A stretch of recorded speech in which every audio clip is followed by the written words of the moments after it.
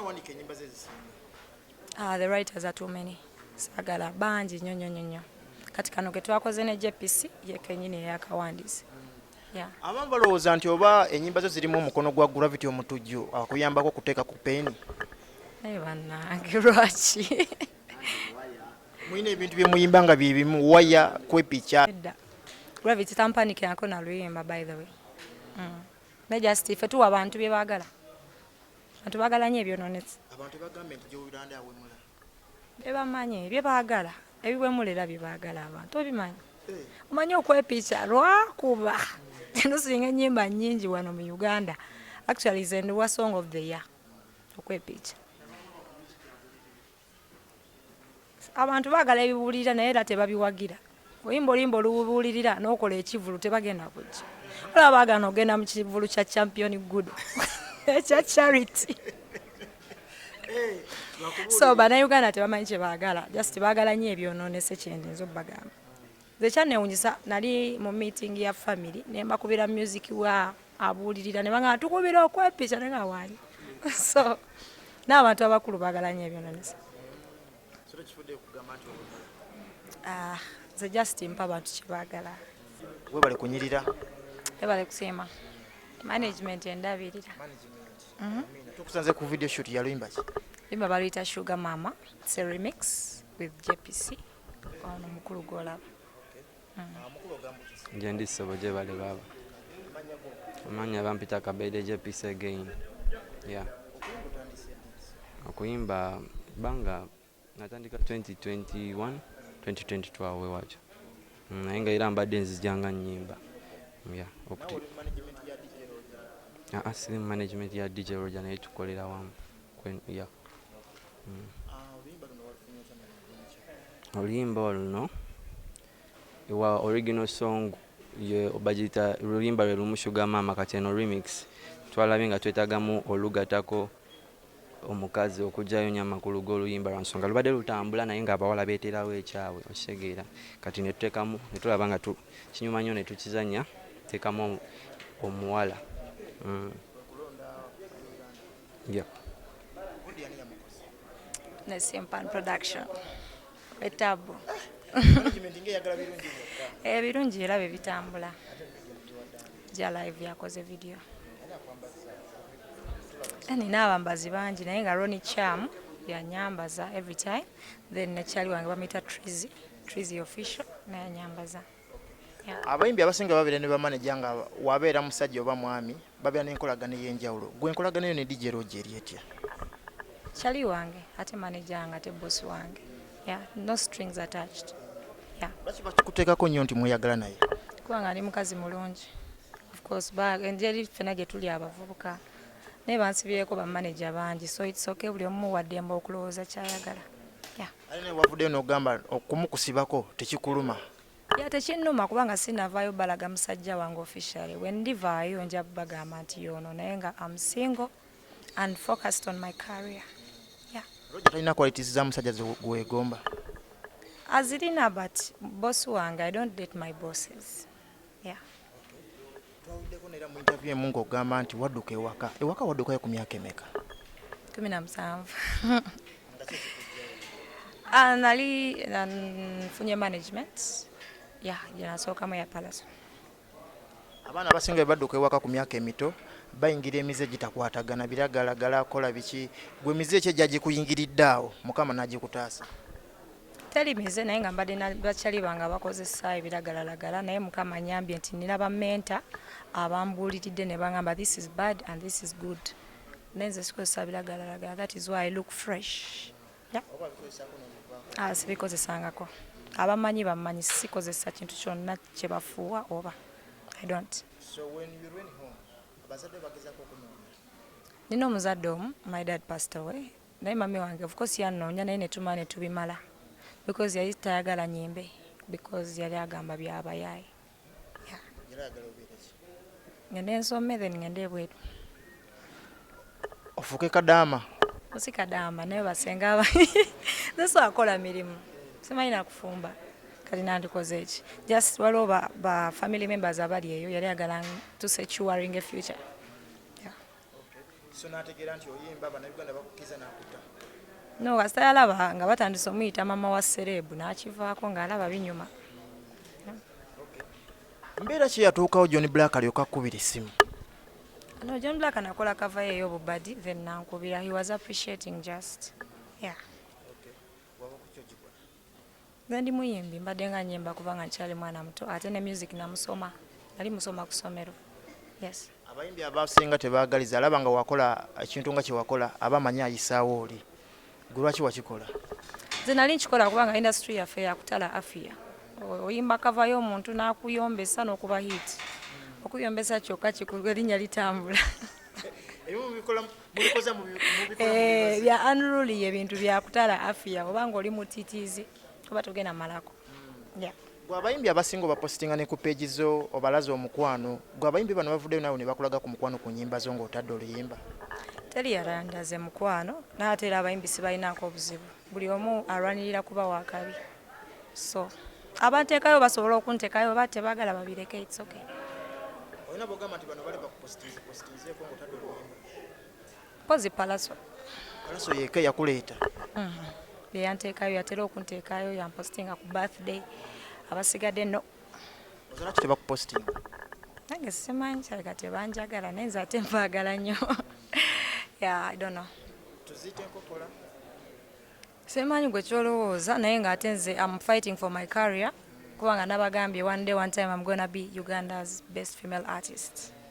Yeah. Bani boyagala okumenya wa abali mu line yo bogamba nti bano banvuire ngene mu kifo kyange. Sina gwe mmenyawo nze just I'm creating my own legacy. I'm not sirina gwe nwanisa buli omu alina shininga sita nyingi buli omu alina bo wakabi. Me n'abayimbi abalala balina shininga. Yeah. Lwaki abayimbi abamu muvayo ne mugamba nti bannamawulire babalemesa endongo? Just mutukuba nnyo omuddeyo ne oli n'akwata akafaananyi kaakabi akatanyumye n'akateekayo ne babasabula. Nze nagambye waliwo bannamawulire abamu abavayo ne bagamba mbu Jowy Landa bamuloga taliddamu kuba hit sometime back. Kyanuma and I even got depressed because of that. Era abantu abo sijja kwogera amannya gaabwe naye kikyanuma up to now. Yeah. Anti wenave wa Palaso nasooka ne strugglingamu awo nga siina luyimba luddako buluyimba lwenkola terutambula. So ne bavaayo ne banjogerako omugambo but it is okay. I got depression by the way. I almost quit music. Yeah? Sina basonyiwa mpozi nga bannetondedde. Omu navaayo ne mugamba. Ne mugamba nti mukola si kirungi. Temumanyi kye tuyitamu okuvaayo okwogera ku munno. Just like that. Wagambako omulala asigadde lwaki tomugamba mu kamera olunaku lwaleero kamera zino nyingi ezikutunuddemu? Anyway, byaddala omuntu yanjogeko ebigambo bamita rape. Siminaako obuzibu naye kyeyakola si kirungi. Yeah. Rape ono wabindeeba? Yenyini. I was there watching TV naye I was hurt and depressed. Yeah. Namugamba by the way, I met her ne mugamba kyewakola si kirungi. Nangamba kyovula nange nava mu lugambo because mbu baba babuwi script okusabula abayimbi. Bo baba bakola mulimu nenkitegeera ne ngamba okay. Yeah.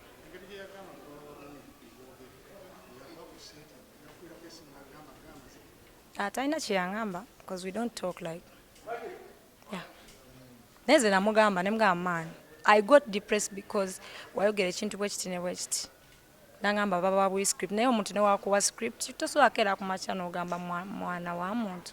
Toyo mwana she can never succeed in music. Bamuloga stuff like that. Kitege.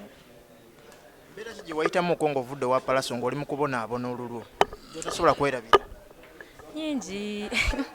Nali sina wakusula nga sagala kudda wa mami kati nga ndi awo nzunga buzunzi. Mwe basulanga omugoteko mu ruumu mu singo ruumu nga mubeera mu bawala 8. Ng'osaba bakyalibo kambereko wano. Ne bagoba nabona no.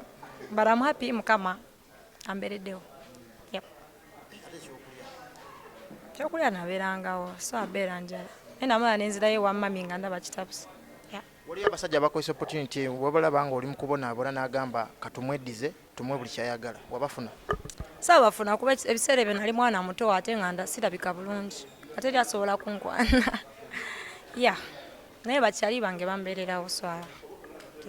Lwaki Palaso yakugoba management ye? Teyangoba banaye. I just moved on waliwo ebyatuukawo naye nafuna manager. singa yango basinga soogera naye naye kyali wano just boss yali ateekamu ssente yafulumamu eggwanga balina obutakkaanya bwabwe oba butakkaanya simanyi I don't know what happened nenze nalaba baŋŋamba biweddewo yali tasobola kuntega kibatu nali mwana muto by the way nga naye wakitega wala yaba aswala kuba kwekaza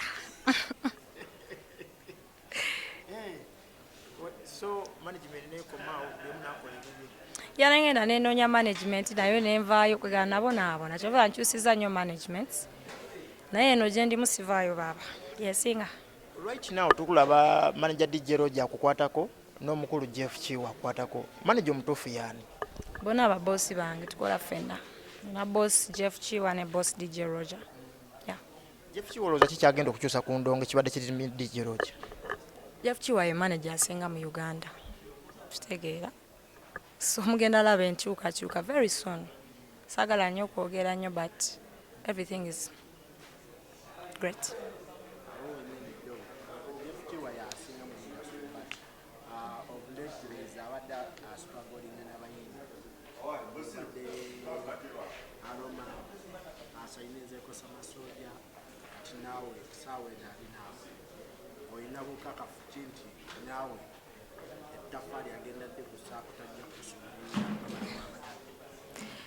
Ebyo babimbuuzizza nnyo but buli muyimbi oluyinza osanga contract zaabwe zaali ziweddeko because we work under contracts okitegeera naate nze ebyo sibimanyi era sibibuuza kubanga it is my time to shine buli omu alina omukisa gwe sagala nnyo mmanya byabajjayo nakirabika contract zaabwe zaali zituuse okuggwako ne bavaayo naate nze engeri gye nnaaba bossi babiri kyekyaffe kyanjawulo kitegeera manyi okuba ne DJ Roger DJ asinga wano ne manager asinga kitegeera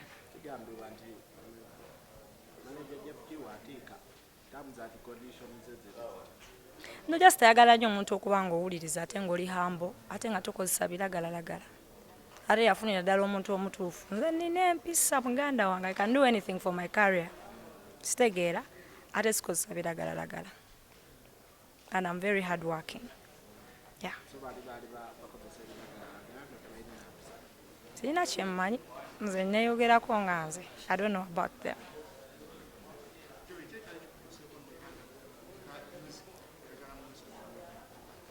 Ebiseera bwe na struggling mu COVID nga sina management nga sina kyakulya waliwo management gye nafuna ne balemererwa okunsasulira rent ne mbeera mu nnyumba like myezi 3 nga tebasasula rent ne ngamba bannange obira nga bintamye.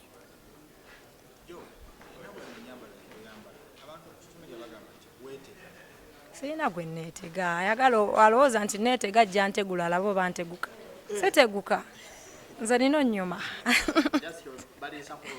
balina olla kuliisa ku maaso balaye nti obwana obunyirira gye buli naye sirina gwe neetega by the way sinoonya musajja I'm contented.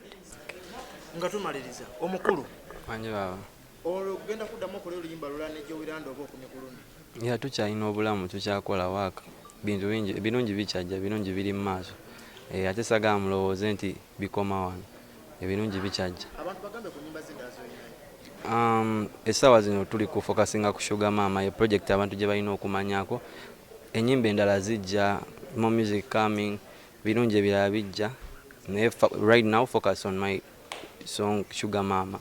Our song we are pushing it tugezaako okulaba nga lutuuka ku bantu kubanga buli omu alutegeera lulwe bw'obanga oli mugezi osowuliriza lyrics ezo n'omanya n'omuyimbi kyazzaako naye oba toli mugezi era ojja lulaba oluleka kyova olaba lukwata mpola mpola emyaka si kikulu kusaawa zino kwogera oyingira level ki okyali mu 10 oba oli mu 2 ndi mu 2 watandise okuyimba ku bintu by'aba Sugar Mami obudde bwebu obudde bwetaaga ki kati nze nkugamba bino ebintu abavubuka bye baagala owulira kyovula buli omu aluvibinga kitegeera nze ndi creator ndi artist buli kifaananyi kyensiga nyina ensonga ate si buli kifaananyi kyensiga nti nze abaki si buli kaseera nti nsiga face yange waliwo wensiga face z'abantu abalala man artist am a creator so yeah man Jowy Landa obudde bwebu omuntu weka kapera Chili mullet 40 with a fit birdie.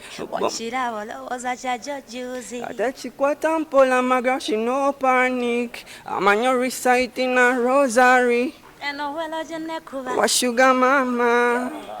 Manyiga sugar mama, neno masasatu. Ya sugar mama.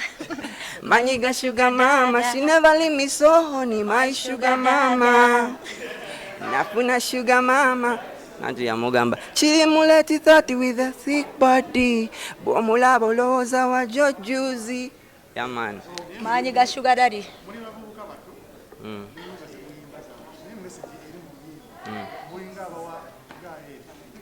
Nanti katika nkubuulira ekintu kimu. Nze kuvayo ne nnyimba oluyimba nyina ensonga. Okitegedde. Bano abaana baffe abawala ba ali 20 tetukyabasobola. Mulowooza mubasobola temubasobola. Lwansonga oyo ali 20 yagenda okukulwaza kyekisooka. Gogenda kuva eri ng'omwesiga oleeta ebbugu mulyo. Ba ali 20 bazibu nnyo. Nyakijja ku llo. Okitegedde. Nti kati ate generation yaffe yayonooneka nnyo. Be mulaba nti bakadde bafala like abakulu. Bo basobola okukola ki obutakola bino ebyabawala si bafala naye bakola bino bano abawala bye bakola ate bo babuufu nnyo mu bintu ebimu kati tetuwasobola osegedde. My sugar daddy just gave me an iPhone 15 Pro Max. Boba kukozemu omulimu. Like ebyadala twagala ssente tewali kirala twagala ssente. Mute muyina ssente bannange. Sebatega. Naye naffe batwagala baagala okubazaamu omusaayi. Sigenda fumbirwa. Sigenda fumbirwa kyekituufu. Genda beera boss lady. Sibaagala be banjagala naye sina kye mbajagala. Just kasita bampa ssente kyekikulu. Nabimugamba naye we musanga rape mugamba bambi. Okwogerera abayimbi tubeereeyo naye nga tolina kyomumanyiiko noddayo n'omusabula n'omugamba ono omwana ali bwati ne bwati. Those things be too depressing ne tufiiringa bubi bambi temubiddamu. At least nkubiraako ngambe Jowy Landa ngenda kwogerako bwe nti. Naye nga rape mwagala by the way. Kirungi yava mu lugambo. Nona kimugamba kozi yali ankyazizza ku Sam TV station. Nali tanawa nakunkyaza ne mugamba baabo ine ekintu kye wakola. Angamba munayo nsonyiwa yali script. Yeah.